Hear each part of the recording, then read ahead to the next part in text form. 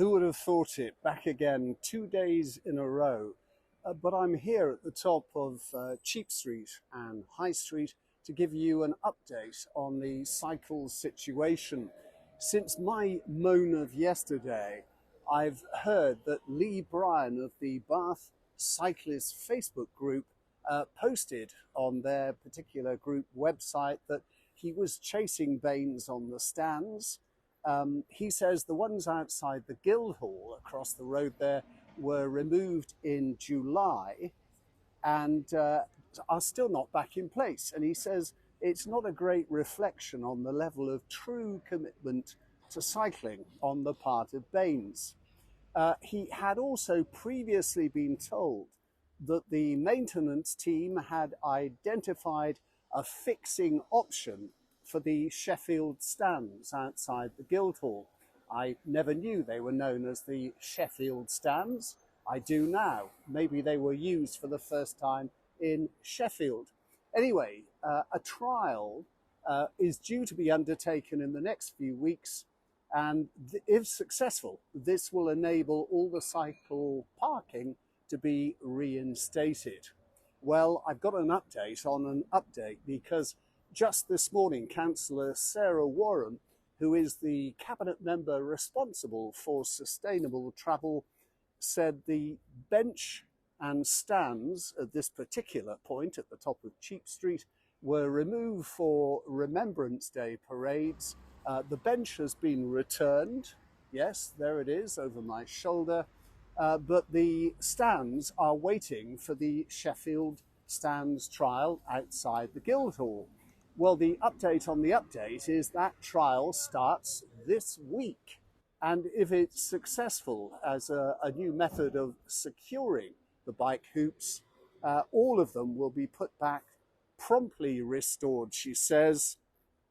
And the beauty, it's wobbling a bit because I'm turning over the page.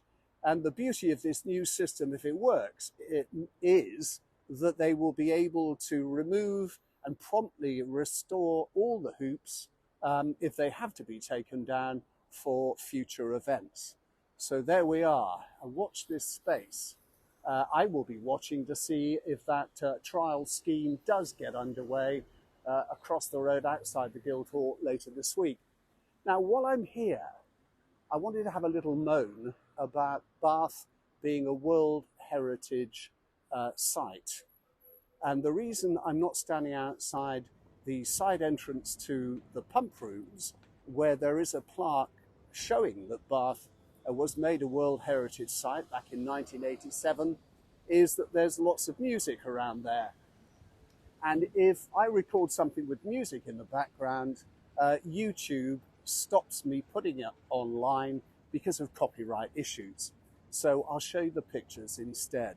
Yes, outside that side entrance is a plaque saying that Bath was granted World Heritage status in 1987 because of its Roman remains, its Georgian architecture, its social history, and its situation surrounding, as it still is, by 7 green hills.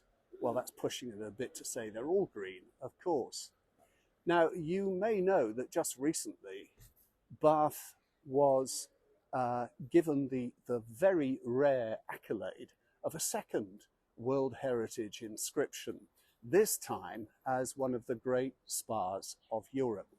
Now, underneath that sign on the side entrance to the pump rooms is another sign saying, basically, don't lock your bikes on this fence, because we'll remove them and take them away. I'm just wondering how long it will be before that sign is shifted over a bit and another plaque showing that second inscription is put in place. These sort of minor details are important because so many tourists pass that way, and they're going to stop and read it and say, wow, this city has 2 World Heritage inscriptions.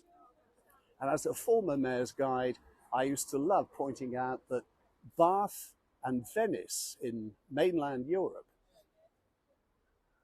I'm only pausing to say, is Venice an island? Never mind. Venice and Bath are the two cities to be completely covered by World Heritage status. There we are, that's done that. So, watch this space.